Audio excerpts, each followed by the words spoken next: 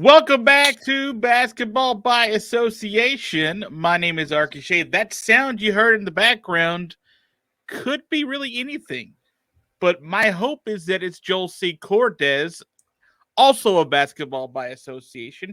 Joel, it's been a couple of weeks. A few things have happened. Not much. Pretty quiet time in the NBA. Joel, how are you, sir? Well, technical difficulties be damned. We are back and in action and popping a beverage here as we get started. I'm super happy to talk NBA with you. And this is episode 97. There's only one player in NBA history who has ever worn number 97. It is a player this year on the Boston Celtics who, little preview we're going to get to later, but that player is Broderick Thomas, and I'm not naming an episode after Broderick Thomas. It's just not going to happen yet. Sorry. I will not allow you to disrespect it. Who is it?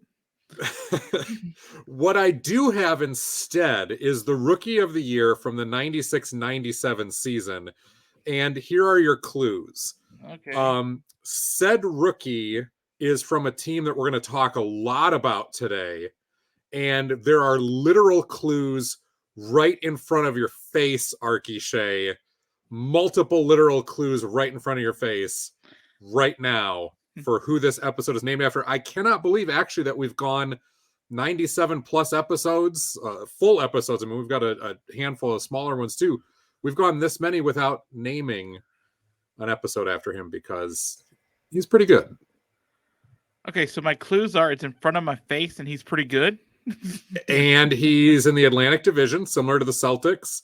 He's on a team that you told me we were going to talk quite a bit about today. We're probably going to lead with said team, and there are literal clues right in front of your face. Wow, if you're watching us on YouTube right now, like, share, subscribe, ding with the bell. Who was a rookie for the Heat in 97? It looks to me that this is very obviously the answer. Allen Iverson. You have the answer to the question. This is the AI episode. I don't believe we've done one of those. And yes, he wore number 3. And Allen Iverson is one of those guys that we have talked about before a long time ago. In fact, when we first got the show started, it was during the lockout. There was no, or not the lockout, the bubble, pre-bubble. There was really no basketball being played. And so we were going through like our lists of all-time favorite players. And he was a guy that came up for a lot of people. He was a guy, especially when we talked about undersized guards, that came up. And I'm going to be real. I'm going to be honest with you here. I was not an Allen Iverson fan for much of his career early on. It was not until Iverson's career was winding down and kind of looking back in it in totality and going back to some of the footage and hearing some of the stories that people had about him that I really appreciated what Iverson did as a guard of that size and as hard as he played, as fearless as he was. But when he was in Philly, I probably got caught up in the whole Allen Iverson doesn't want to practice sort of thing. And Iverson's too much of a gunner and, you know, just some of that negative talk that was around him. And he didn't get along with Larry Brown. And there was some things that were divisive at times and shot selection was questionable. But when you got to zoom back out and put away the noise and just enjoy him for what he was, I have so much respect for Allen Iverson that I wish I would have appreciated more. And I've taken that as a lesson sometimes with players who are divisive now to not get caught up in that noise. And that's a perfect segue into, you know, some guys that we're going to talk about today who there's been a lot of noise around, and one of whom happens to now play for the Philadelphia 76ers. Well, I did want to say this, that I'm glad you brought this up because we had over the weekend a this day in NBA history moments. And it was on, let's see, today's the 14th. So it would have been Saturday, this day in NBA history, a rookie, Allen Iverson, had that famous crossover moment of Michael Jordan in Philadelphia. So that coincides quite nicely with this episode. And it's almost like a Greek tragedy in that, and this is why we love basketball, is the storylines like this that you can't make up. What made Iverson so great, that fearlessness, that stubbornness, that irrational confidence in himself, was also eventually his undoing at the end of his career when he would not really adjust his game. and still had that pride that said, I'm a starter no matter what. I'm not going to come off the bench. And that truncated his career enormously and probably hurt his legacy in the long run. But I mean, he stayed true to who he was. And if that's the tack you want to take and you're willing to accept the results, he did that. And it's a reminder for a guy like Russell Westbrook, who's getting a ton of heat right now. And he's had such a up and down, mostly down season with the Lakers. And some of those really strong personality traits that have been very divisive at times. Westbrook is a guy that I've talked to personally before. I've mentioned this on the show. I'm not a big fan of Westbrook, the person, and the bristliness and just the disdain he seems to have for anybody who wants to ask him anything about basketball. But I very much and have always appreciated Westbrook, the basketball player, even those divisive parts that are probably, unless there's some sort of like magical Carmelo Anthony, Grant Hill sort of late Vince Carter, late career transformation, it's going to truncate his career and rather quickly here. But you look back at peak Westbrook or peak Allen Iverson, and the very thing that we're knocking right now is what made them so great and a Hall of Famer to begin with. I would argue that it may have truncated their career, true, but if they don't have that, they don't have those careers to start off with. Yeah, like I don't absolutely. think they're nearly as absolutely. Yeah, for guys, that's like it had to be that. Like you just sort of, I don't know. It's appreciable of what the former Hoya at Georgetown was to be able to get to the NBA to play that well against some of the greats and do a lot of his damage on the inside, man. Like he wasn't like this sharp shooting tiny guard out there. Like he was I'm heading get straight to the basket, get to the basket. Yeah. And you could not stop him from getting there. Yeah. And once he got there, you could be as big and tall as you wanted. And there was still a chance he might yam on you, but he was at least going to find an angle and get the layup, or the floater or whatever. Like it, to me, and not to get too far on tangent with this, but it's that reminder of balance when we talk about the league, when we watch basketball, whatever. And it's so anathema to the talking heads on the talk radio shows and ESPN and all those other places, because we either got to love the guy and forget all of his faults and blow smoke all day, or we have to just tear that person down because that's what the narrative is for that year, that season, and just talk about how divisive and garbage they are while forgetting all of these positive things. Like, no, we can have both. Like, there's major flaws in Westbrook and Iverson in ways that hurt them. But like you said, the game and those very flaws are some of their biggest strengths in the long run too. And what amazing careers we've been treated to and just been able to watch those guys. Yeah, quick note, and then we can move on. That game, by the way, that I mentioned with the Bulls in '97, Michael Jordan, not bad, 23 points. Allen Iverson went for 37 in that game. And, of course, the Bulls did end up winning because, they were freaking great. and you can I saw like Derek Coleman was on that. Jordan had that filed away for every single time he was going to play Iverson the rest of his career. Yeah, like 3 other times that he got. Derek Coleman was on that team. Jerry Stackhouse was on that 76ers team. I mean, obviously not the Bulls. By the way, and the last thing I want to mention, career 26.7 points per game. Would you like to take a guess at what this little tiny guard was averaging shooting from 3? Just to give you an idea of his attack mode. Let's say hovering just north of 26%. Oh, wow. Well, I'll give you a little bit more than that. 31%. Okay. 31%. So, Steph's got a couple on him. I'll put it that way. All right, Joel, this is going to be a fairly and completely, as far as I can tell, at least I'm trying to design it that way, LeBron Lakers free podcast. All right. I feel like you got to win and not just score 60 in a game for me to sort of care at this point of the season. But I do want to start with the 76ers because they are winning and having lots of numbers be put up by maybe new guys who are on the team.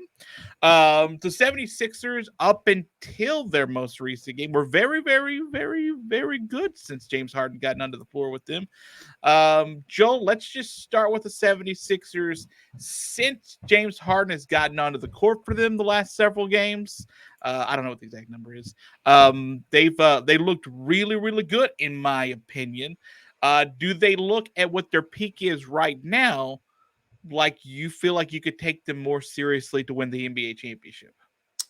They're 6-1 since Harden came aboard. They did beat Orlando here on Sunday, coming off that really tough loss against Brooklyn on The Thursday. Brooklyn games, what I was speaking of. Yeah, where Not the Harden most just, recent I one, mean, yeah. he disappeared. He was 3 for 17, and there were guys getting on him, including Embiid, kind of subtly saying, hey, you need to shoot more. And I did see part of that game, and Harden, again, was very passive in a big game, and this is against his former team, and you don't know psychologically what's going on, and that's been an issue with Harden in the past, but that whole shoot more. He did pass up open shots. He was not aggressive at times. He still did take 17 shots. So there may be the other side of this where he's like, I'm not hitting anything. I got to try to get other people involved. That's fine. We didn't necessarily see the aggressiveness, like getting to the basket and getting people involved and so forth. But in a lot of these other games, mostly against lesser opponents, although the Sixers did beat Chicago, despite the fact that Harden, again, didn't shoot the ball very well in that one, but 16 points, 14 assists. They did beat the Cavs. They beat the Knicks twice. They beat the Timberwolves, and now the Magic. So it's you didn't have to bring up the Knicks. You could talk about anybody. Like it's average, middling competition when you mush all those teams together.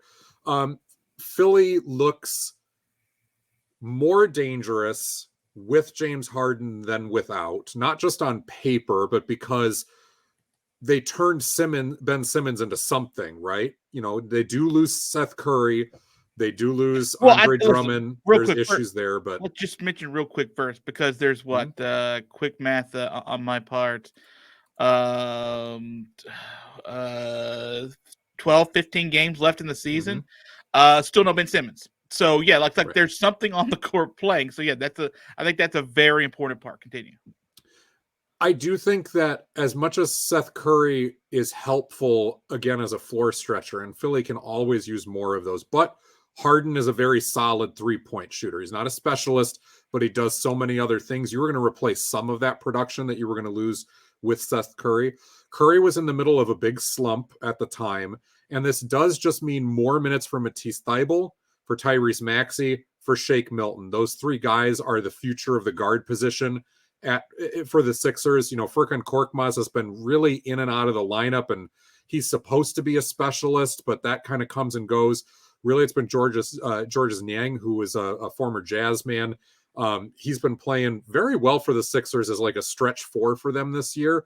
So I think that losing Curry, maybe even myself, made too big of a deal of that when you look at the other guards that were there, because in that same breath, it was like, oh, Harden's going to come aboard.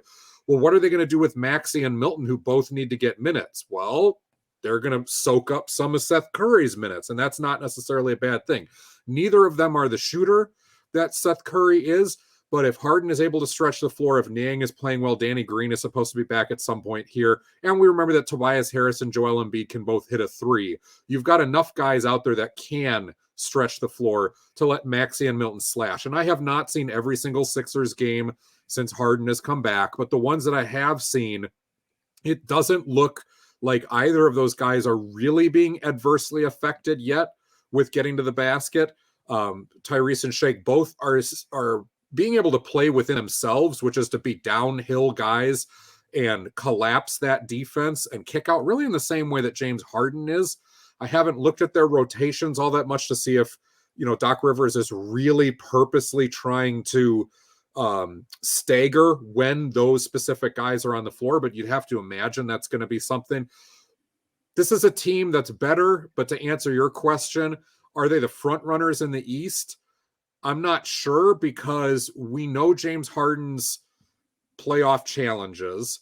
Mm-hmm. We know that the floor tightens up during the playoffs, and so that floor stretching is going to be even more important, and slashers sometimes have more difficulty when it comes to the postseason.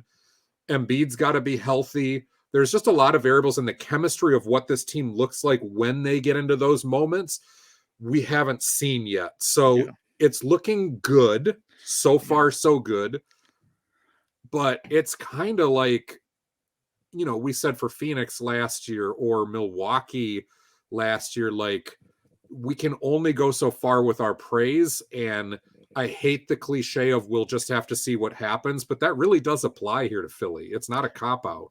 I will say that I love this for Philly much more than the Nets. When I first was speaking about this, as far as the totality of the team and how much better I think they're going to be at the time. But I did want to take a step back once I saw James Harden just get nothing against Kyrie in that game Mhm. against Brooklyn. Like he was just Kyrie locked up. outplayed him.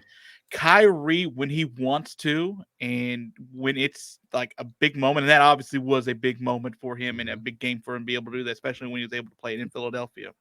Yep. Dude's like did from when he came back, I guess against Indiana, whatever it was, when he was able to, like he just had not missed a beat.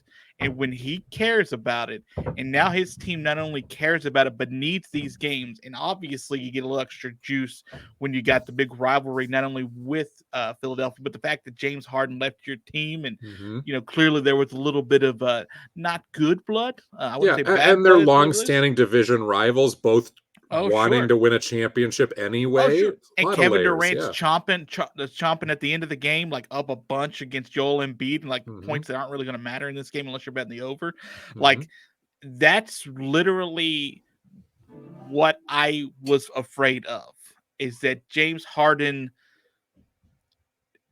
I worry about against good elite defenders, which you'll see in the playoffs, being able to create for himself. And I still worry about that a little bit. I still think Philadelphia is better, and this could be a first round matchup, which I would worry a lot about if I was Oh, Philadelphia. yeah.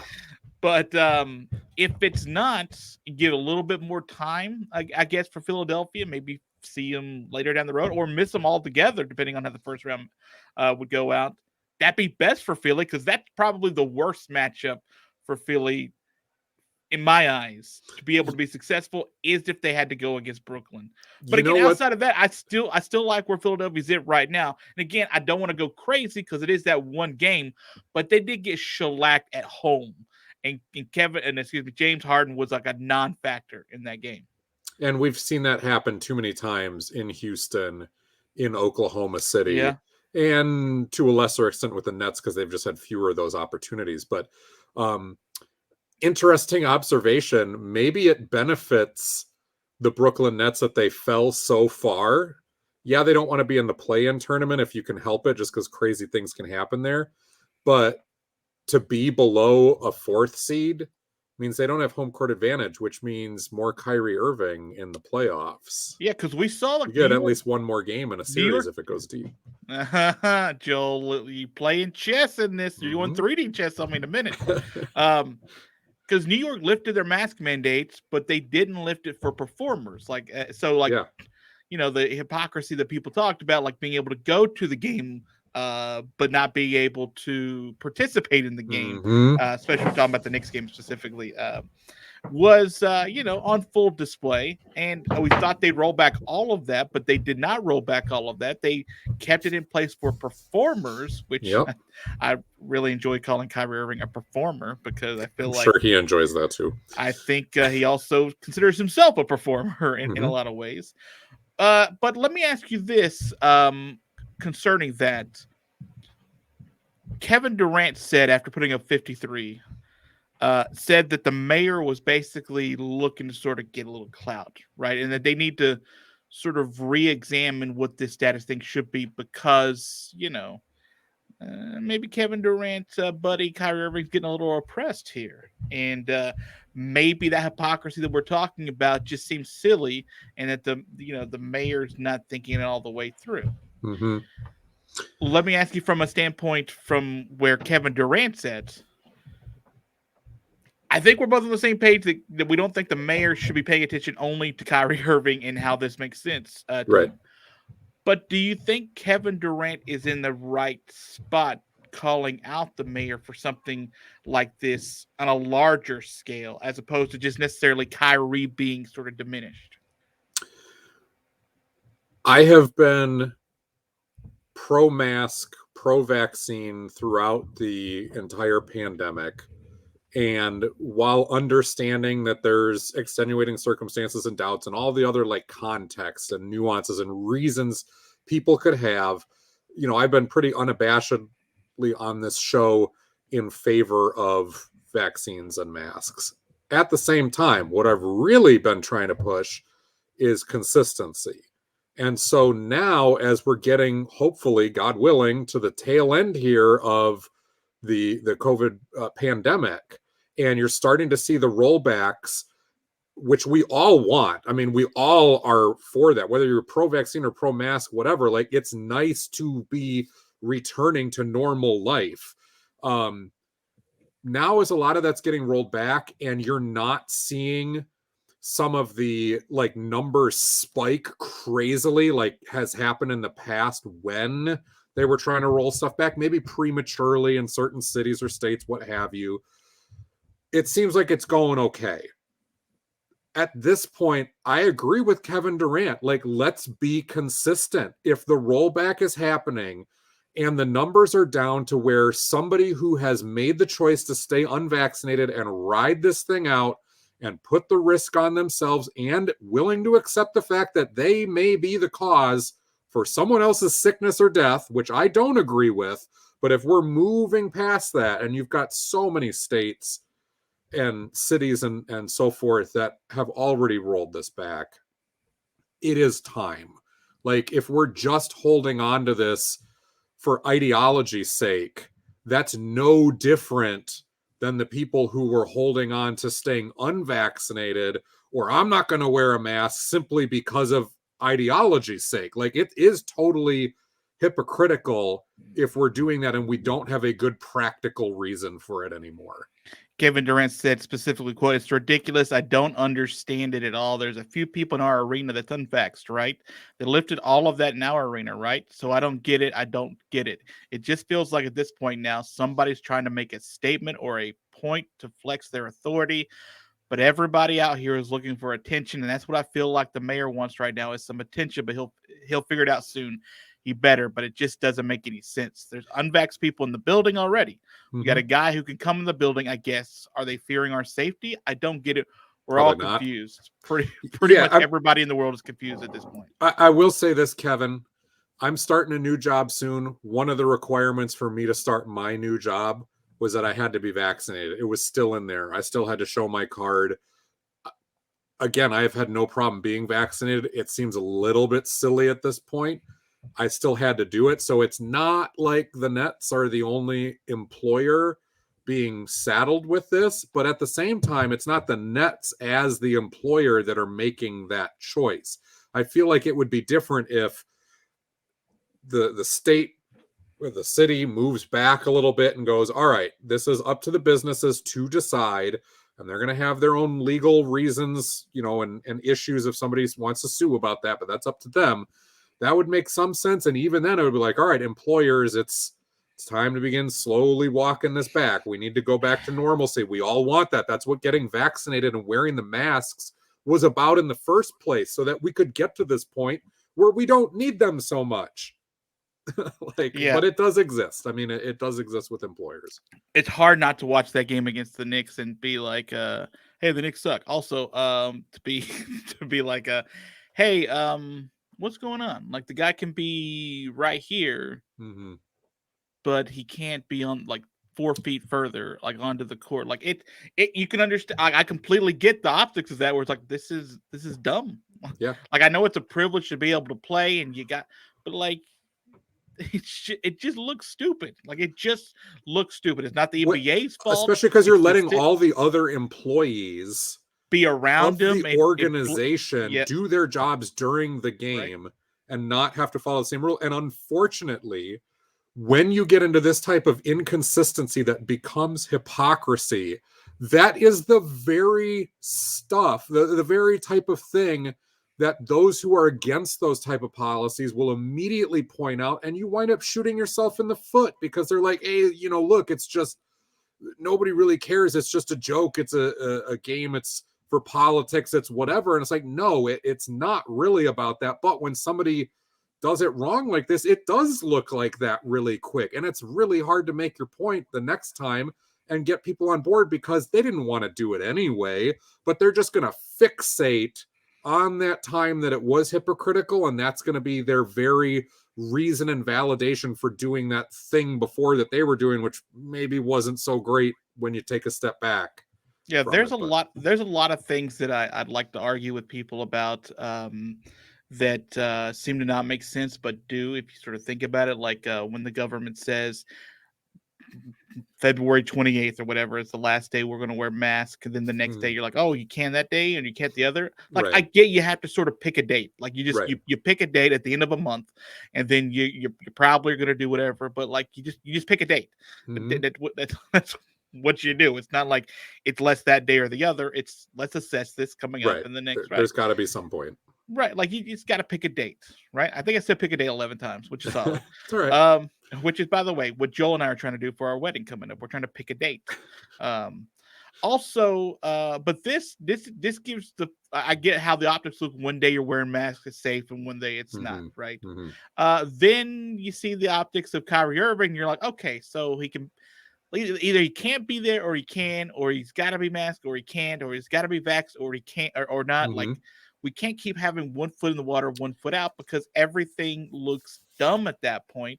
And I get how like that completely defeats what you're sort of looking at because there's no way we weren't going to see that and think, well, that's stupid. And I think here's a show or a sign of yours and my impartiality in this, really, in that both of us were very adamant and very anti Kyrie when it was like, dude, just get vaccinated. Don't pick this as your hill to die on. But then after a while, it was like, all right, he really is picking this hill to die on, and he sounds like he's willing to accept those consequences. And he did. I still don't agree with that decision, but it was his to make, not mine. He had the freedom to do so, and he accepted those consequences. And it did win a lot of respect when, like you said, he came back and he was ready to play. He didn't sit on the couch getting fat while, like all of this was going on. He stayed ready for his moment when he came back. And now you and I have both flip-flop where we're like, yeah, it's time to let Kyrie Irving play. Put that other stuff in the past. Well, He made that choice. yeah. Now it's time and let's go.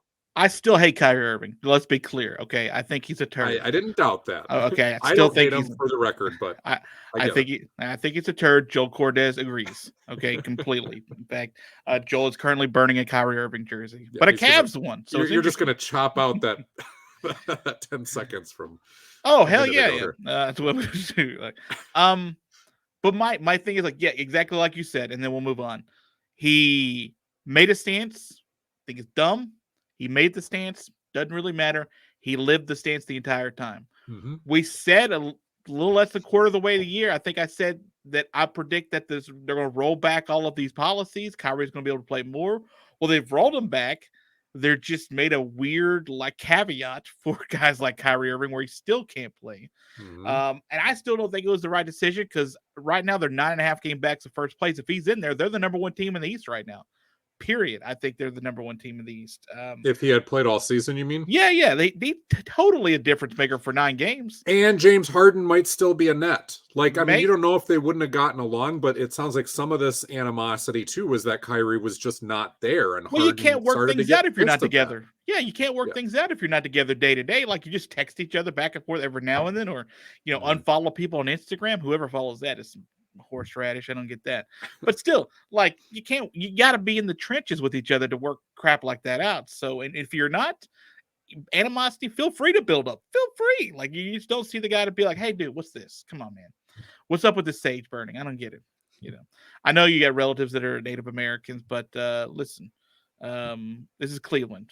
We're going to beat Cleveland. Oh, they beat us. Good. Okay. Well, they're good and we're not right now. Okay.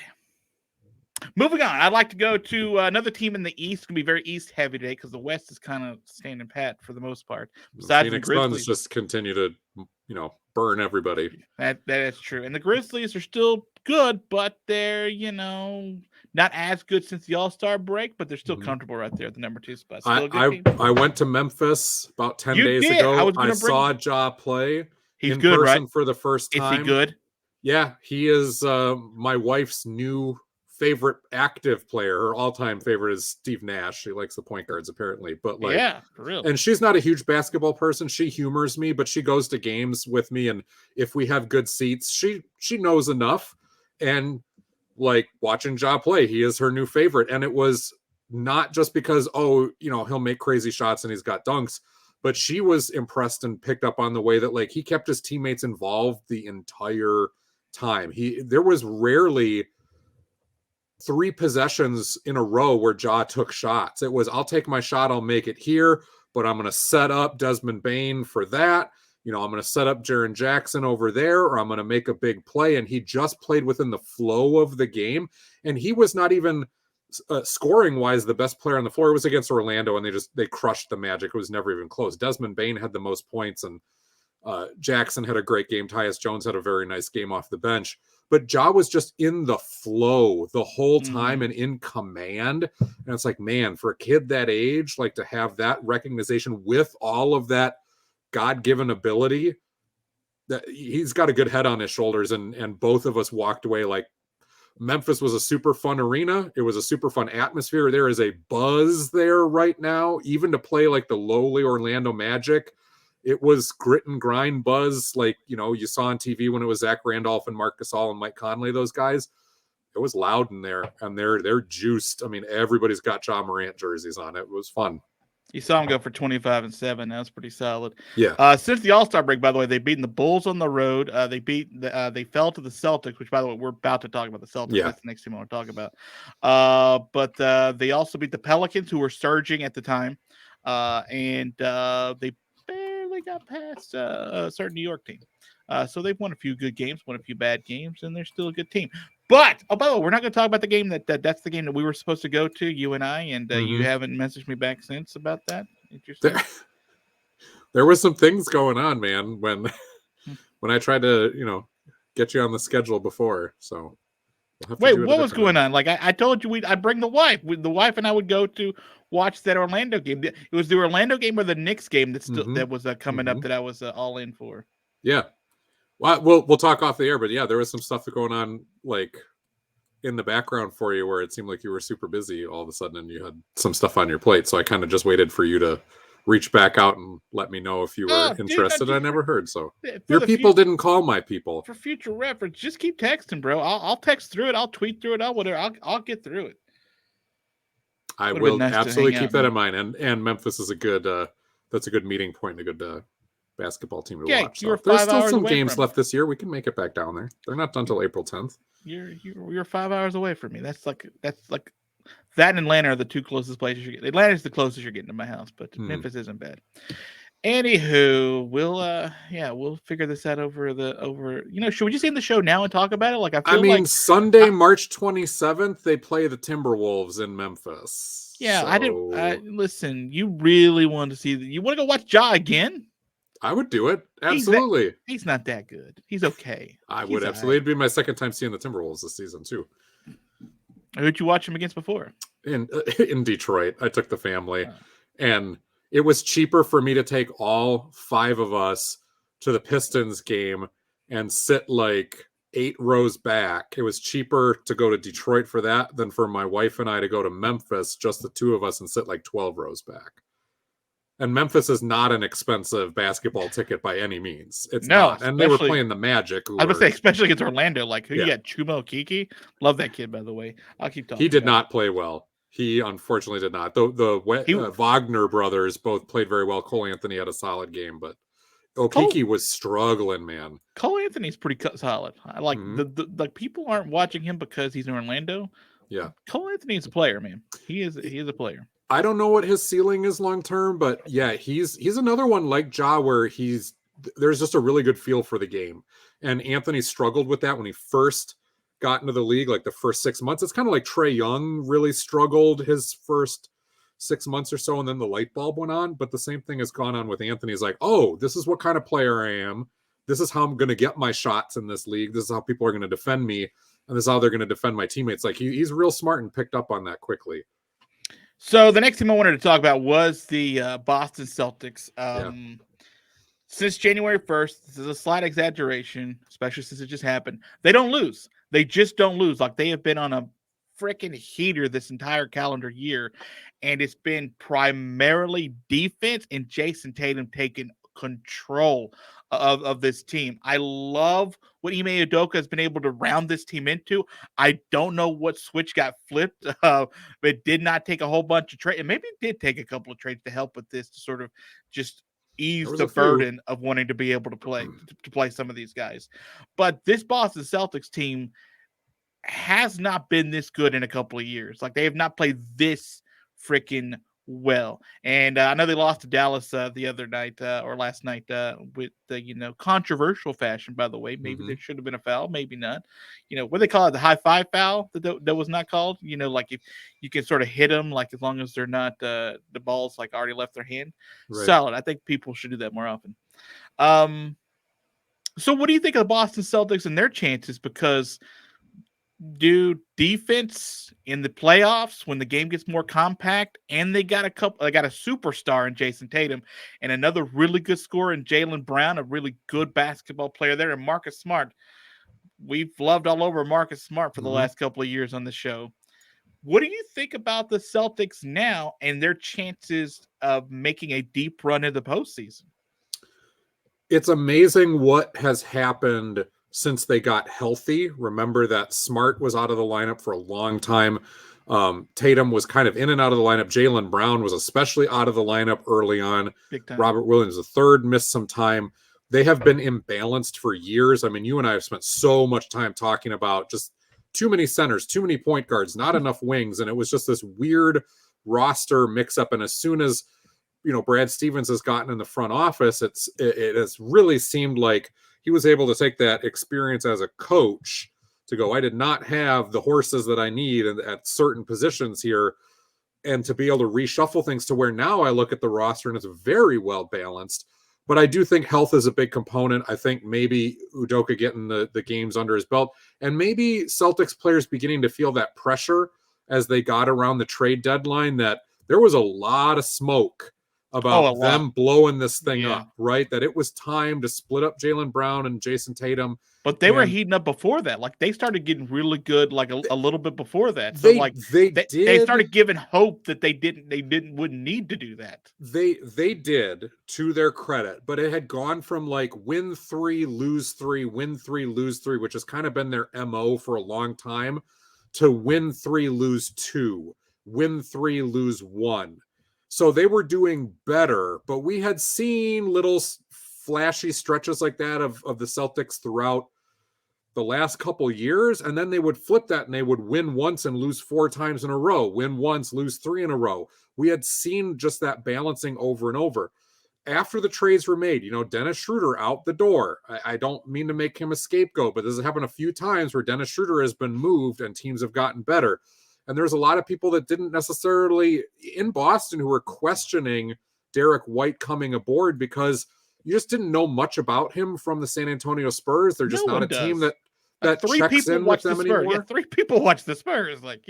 And he was a guy who the Spurs were kicking the tires on as, is this going to be one of our building blocks? Like, is he a starting guard and is he potentially a star? Because they need that in San Antonio. I think the verdict has come down pretty definitively that Derek White is not a star. He's been an Olympian.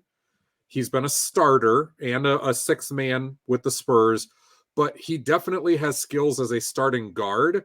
He definitely has complementary skills, especially defensively and athletically with what the Celtics are doing right now. And as a guy who is switchy, as a guy who you can put next to Marcus Smart or to cover a little bit more for Jason Tatum, it is just a nice fit, and they're bringing him mostly with the second unit right now, but he's not a big time scorer. He's not a big time shooter. He's adequate in those regards, but they were kind of hoping that they were going to get that out of Josh Richardson. And Richardson has shown over the last few years that he's replacement level at best. Derek White, to use a baseball term, just has a little bit more pop in his bat. And that's what he's given them right now. He's shooting over 40% with the Celtics since he's gotten there. I think he's played like 15 games or something like that. He's averaging double figures. Like, he doesn't have to be like, you have a Jason Tatum and Jaylen Brown. You don't need him to be another Jason Tatum, Jaylen Brown, ball hawk. Shouldn't even be say that to be disparaging to them, but someone who feels like they have to be the designated scorer on that team. Like, you just need a guy, like you said, with a little bit of pop, and he's got a little bit of pop, and he's performed pretty well for the most part. And he's got the confidence of having been a starter on a middling team, but a team that's been in the playoff hunt for a while before, and he's been in the Olympics. So I think these big moments are not overshadowing him. He's got But good reps. He's got good reps under his belt. that's exactly right. And then, you add in a savvy veteran like Al Horford, who just does those little things. And yeah, he can get overexposed really quickly, but the Celtics are not asking too much of him. He's been with these guys before and has had success with them. You bring back Daniel Tice, who's another, perfect example of somebody who's going to give you both a steadiness and a little bit of spark off the bench, which is what he's been doing. And you know that when Robert Williams comes out, Tice is going to come in and do his job as a really good screener, a nice offensive rebounder who can hit a jump shot every now and then. There's just better balance. It's guys filling their roles. It's allowing Jaylen Brown and Jason Tatum not to have to do such heavy lifting across the entire board, because they had so many guys in Boston who, would show you something on one night and then disappear the next. Maybe they were too young. Maybe they were just not a great fit. Maybe it was a combination of those things. But now you have both a steadiness and consistency coming in with the second unit, but you have some guys who, again, can give you that little bit of pop in the bat in the second unit, or you can mix and match with the starters, and it just makes sense. And then we give that credit to the fact that, okay, they decided we don't have an identity, but now that we're healthy, our identity is going to be locking in on defense. And that's going to be the first priority. There's a lot of teams that talk and it never happens, right? And in Boston, it became a mantra, and guys have identified with that, and they've done their job, and the personnel supports it. A lot of credit to them. To answer your question, like how much of a threat are they in the East? They are more battle tested as a unit when you think about it. The core group of guys are more battle tested than Cleveland, than Chicago. This is where I was getting to. Like the teams that they might get matched up with, like there's a lot of experience and young experience too, but also some good veteran moxie there. Yep. And the way they play, especially we talked about defensively, like they're best in the league right now at defense. That averages come way down in their favor over the last 2.5 months or so. That's they're going to be like they're a legitimate semifinal, maybe Eastern Conference final threat, just because of how some of these seedings may come out. Like they're good, but they could find themselves in a spot that we didn't think they would be in, just based on matchup with some of these teams. They've raised their ceiling from underachieving, overqualified play-in participant, which is what they were last year when they just really showed us nothing all season long, to now being a team that belongs in the top 6. That's exactly where they are. Like you said, I would give them an advantage, even as well as Chicago has played.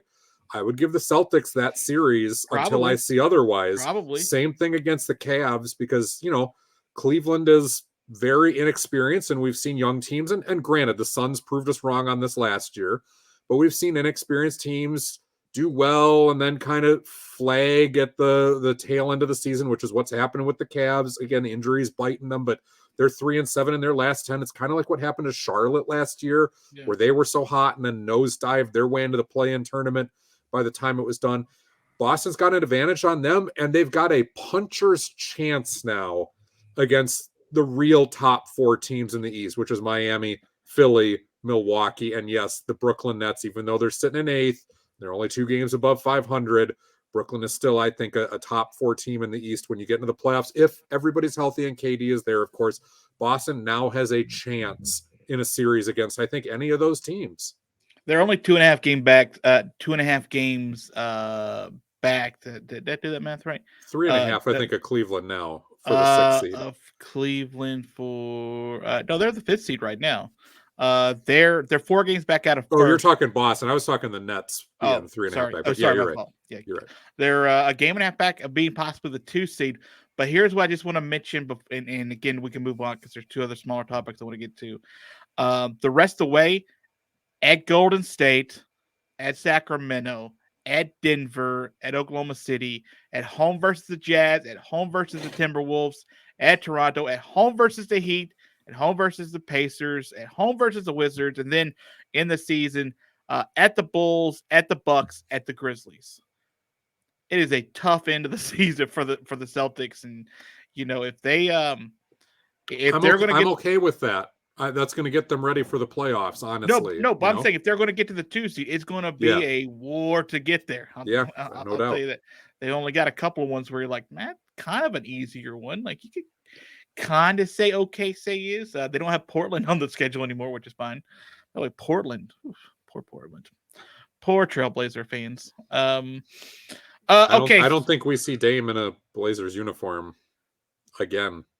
Well, but that's a different topic for a different time. We've got photos, right? We could look at the photographs that we may have taken on our phones and saved as screensavers. I don't want to talk about Miami as much at this point. I want to spend the last few minutes because I think Miami's up 2.5 games. I want to talk about if we think they could hold on. Well, I guess briefly, do you think Miami holds on in the last few weeks of the season to the number one spot? They're 2.5 games up of everybody. I think the only one that's a legit threat to them is Milwaukee. I think Philly is going to kind of be on the same pace that they are. Miami's going to stay on relatively the same pace. Milwaukee has been biding their time and now has kind of rounded out their lineup. They're going to get Brook Lopez back this week.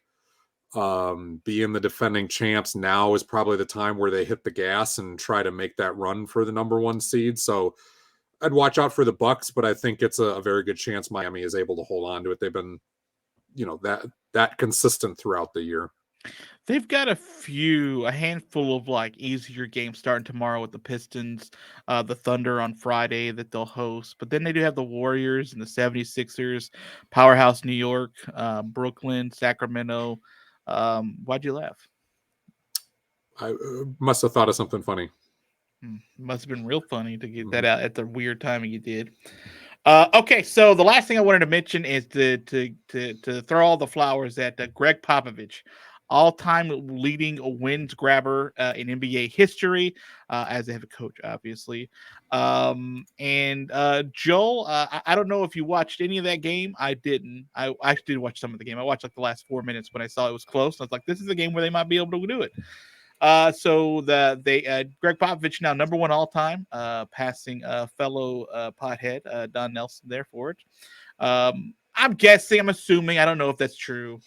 My guess is he's probably not against the spleef. Anyway, so Gregg Popovich, little old Gregg Popovich, Air Force Academy, number one ever when it comes to wins in the NBA.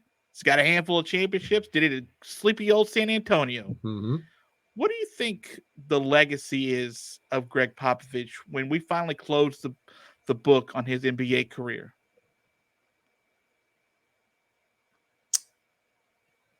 I think the all-time wins thing is, speaks for itself. Some of the guys who have held that number for a long time, Lenny Wilkins had it for a long time before. My guy for like a minute, Lenny Wilkins. Yeah. And Don Nelson, that was a longevity thing. They had a lot of successful seasons under their belts, but they were around for a long, long time. And Pop has been around for a long time. It's 26 seasons now he's working on. But I think it's that run from 97, 98 through 2019. He didn't have a single losing season in there, and they pick up their championships in there. And granted, like, Phil Jackson gets a ton of flowers, and rightly so, but Phil Jackson, there's always going to be that asterisk that, yeah, dude, you had Michael Jordan, Scottie Pippen, and then you jumped ship and went to Kobe Bryant and Shaq. You kind of had a tailor-made situation that you knew, and you cherry-picked that, and they cherry-picked you to be able to get as many wins as he did. But it does take a special kind of coach, and we have seen that, especially with those personalities in play. Took a special kind of coach to be able to do that. Pop, on the other hand, I think at this point should get a little more respect than Phil Jackson. Not to take anything away from Phil, but the fact that, like, it was sleepy old San Antonio. We have to give credit where it's due. Like, he had an all-timer in Tim Duncan. He had a couple of Hall of Famers in Manu Ginobili and Tony Parker, and then Kawhi Leonard on the tail end. So it's not like the San Antonio Spurs were bereft of talent. But at the same time, they never had the veterans like flocking there on sweetheart deals. They had savvy veterans, a lot of, you know, Brent Barry was there and Robert Ory, Steve Kerr and so forth, but you didn't have guys just flocking there, falling down all over themselves to get to San Antonio. No one to try chased to win a rings. championship. No one chased rings in San Antonio. Right. And the fact that Pop reinvented how his teams played multiple times. I think that's it. And still made it work. I think it's by way of how good, obviously having the most wins on like 400 fewer games than Don Nelson is just, it's staggering to sort of think about that kind of number. By how he reinvented how each team sort of played and what their strengths were to build up to them. And yeah, you have Hall of Fame players, you know, the Robinsons, the Duncans, the Ginobilis, right? Like the Tony Parkers, you have some of those guys. But you also have, I think, a piece of the puzzle that I think, if I'm thinking Gregg Popovich, I think the 5 titles, I think now because the all-time wins, but like because I've grown up with him, I don't think of that first. I just sort of think of all the championships. But I also think of the way like he went out and found international talent. Like he was quite literally, he and whatever front office staff he picked to scout that. R.C. Buford gets a ton of credit here too for that GM role. That's just, it's phenomenal. It's phenomenal to sort of be at the forefront of the European influx of like massive talent coming in. Like I don't think this is nearly a popular and good enough and good game internationally. I don't think you could tell that story without Gregg Popovich being a major chapter of it. And that speaks to another feather in his cap that Phil Jackson does not have. You know, Jordan, you knew he was going to be an all-timer. Pippen, you did not. Pippen was a diamond in the rough, absolutely. But you knew Kobe and Shaq were all-timers. David Robinson, you knew. Tim Duncan, you knew. You had no freaking clue about Manu Ginobili or Tony Parker. No one did. No one had any clue that Kawhi Leonard was going to be as good as he did. No. So there was talent development, and that's not to take anything away from those players who obviously put in the work and were that good and all that stuff. But there was talent development there of Hall of Famers as well as very, very, very solid starters who went on to have successful careers elsewhere or were just very successful in San Antonio. And that willingness to change, to adapt, to teach. Phil Jackson did not do that. Phil Jackson did not want to be on developing teams. He played the triangle the exact same way. We saw how that flamed out in New York once things had the game had moved him by and he was completely inflexible and did not want to work with a roster that needed teaching. And Gregg Popovich was a coach and a teacher in every sense of the word. The knock against Popovich always will be, but they never won back-to-back championships. And that actually, to me, you can flip that on its head and go, look, that just proves that San Antonio was never head and shoulders talent-wise above their competition. Like, yeah, they couldn't repeat, but they were so good that they stayed there in that hunt year after year after year for 2 decades and won an entire handful, an entire hand's worth of championships. Like, that speaks again to that greatness, that sustainability. And I'm going to end this not on the note that I necessarily want to, but I do think for as good as Popovich has been, and he has the right to stay in the league and coach the San Antonio Spurs until the day he dies, if he wants to. But I do think it has shown over the last couple of years as Kawhi left and as they've tried to been rebuilding this organic way and they're just kind of spinning their wheels, I do think it's probably time for Pop, now that he's got the all-time wins, to retire or to step back into a front office role, an advisor role, an assistant coach role, whatever it is, and begin that transition that has kind of been on the doorstep ever since Tim Duncan was talking about retiring and Pop said he was going to go if Timmy went, and he didn't. And it's kind of been a slow downward, not spiral, but they haven't had a winning season in 3 years now, and they're not going to have a winning season this year, and they may miss the playoffs again this year. I do think it probably is time to have that transition out, but who am I to say that? he has more than earned the right to do whatever he wants in the NBA. And the Spurs were always my second team. I've mentioned that on this show many times before. Like growing up in Minnesota, the Wolves were either not in the playoffs or out of the playoffs very quickly. David Robinson was my favorite player. A lot of the other Spurs, Duncan, Ginobili, and Kawhi Leonard especially, are some of my all-time favorites. So I followed Popovich's career a lot for a guy who, isn't from Texas and that sort of thing. It's been an amazing ride watching that team. Just an incredible ride. I think it speaks to what I think a lot of people would want the NBA. The people who talk about the old school NBA, like coaches who coached and players who wanted to be coached. And yeah, you get a star or two roll in there, maybe sometimes three at a time. But they're set not a good example, Right, but they're not the highest paid stars, and they're not the guys who, come in just to ring chase. Like he just coached. And that's what I think a lot of, I don't think people see Steve Nash as a great coach. I think they see him as the guy who's the head coach in charge of a bunch of talent. We're getting fewer and fewer of those guys that we sort of consider a guy that teaches the game. And I think a lot of that sort of did you happen to see when the players sort of mobbed him after he won that game over the weekend to become number one? That I didn't see the video of it. No. Well, you should go find it. It's kind of funny. They finally get around, circle him after everyone sort of realizes, everyone sort of shakes their own hands. They realize, oh wait, this is the game to get them over, and they circle him, they mob him, they're jumping up and down, and he shoves everybody away and walks out of the arena. You're like, hey, you also won too, man. Okay, yeah. Like it's not like you're now the all-time leader in assists and you lost the game by 30. You guys did win the game. But here's another quick feather in his cap, and I know we got to wrap it up, but outside of the Kawhi Leonard situation and the way that deteriorated, which was just weird, like nobody really to this day knows exactly what was going on, and Kawhi has shown himself to be mercurial in that way even after he left. You think of him leaving Toronto after one season. So that seems as much about Kawhi as it does the Spurs organization. That was the first time, really, during the entire Popovich era that you had front page news drama seeping out of the locker room where you're like, what is going on here?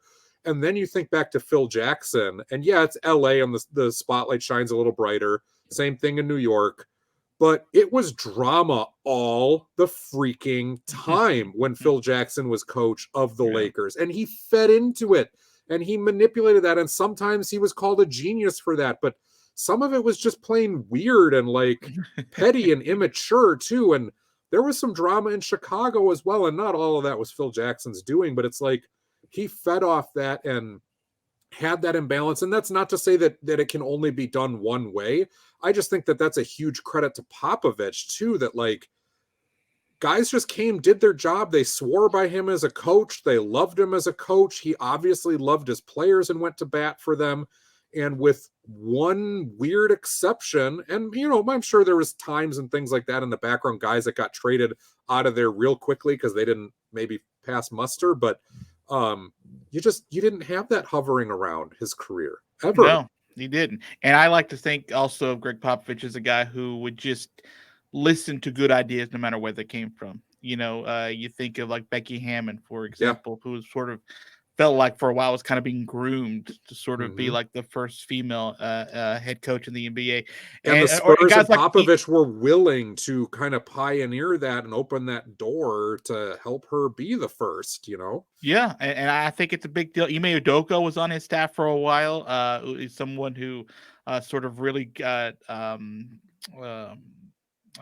Monty Williams was too. I mean, Monty Williams played for Popovich. Not grind your teeth. Whatever he did. He did a lot of time in San Antonio. It was highly regarded by Gregg Popovich. So, to be able to be on the forefront in little old Texas, little San Antonio, to be on the forefront of being able to be a mastermind of international drafting, to be a mastermind of just Mike Budenholzer is a Popovich guy. He's only got the most recent world championship. Okay, I mean that's nothing, to be fair. But and to be the guy that will just listen to good ideas wherever they are and sort of put them on the staff and eventually groom them to be head coaches. I don't know. For me, if you asked me, and this isn't just because it's on the episode now, Gregg Popovich is the greatest coach of all time in the NBA. And I'd agree with that. I think he runs the board, and there's not a flaw in his game. The only thing I think is, just like with a lot of guys who are at the end of their rope, so to speak, it's hard to say goodbye. But I think Gregg Popovich deserves to go out however he wants to go out, take whatever role he wants to be able to take. And again, it's not like this Spurs team is winning 15 games right now. Like, they're still competitive night in and night out. They're just not the Spurs team that up until Duncan's retirement, like 4 or 5 years ago, maybe 6 years ago, they were consistently in the Western Conference semis or finals. So, all right, Joel, that's going to do it for us. Joel, will you tell people where they can find the video version of us praising Gregg Popovich? That's on the old YouTube. You might have heard of it. Like, share, subscribe over there. You can get the audio-only version, Spreaker, Spotify, iTunes, wherever you get your podcasts. And this has been The Answer, the AI, the Bubba Chuck, the Jules, the Third Degree. Yes, those were all nicknames, some of which I have never heard before, for Allen Iverson. This has been his episode, AI, Big Little, number 3. It's a lot of fun. I'm glad we were back to talk hoops, Arky. Yes, sir. And hey, you know what? The playoffs are starting soon, and my Knicks aren't going to be with us. So that's cool. And we didn't even talk about how absurd the Knicks have been the last few weeks, just blowing 30-point leads, 25-point leads all over the place. Meh, I feel like that's been the last, 4 months of their season. So I text you, what was it, like last week or something? I was like, guess who the Knicks just blew another like 25-point lead against in the fourth quarter? I think I texted you, like, you're not going to see this because it's like midnight or something like that. But whatever. The Knicks are the bane of my existence right now. Yes or no? No explanation needed. We can talk about it next week on the show. Does Tom Thibodeau coach the Knicks next year? Yes. Okay. Only because DM might be coming. Who's DM? Read the internet, y'all.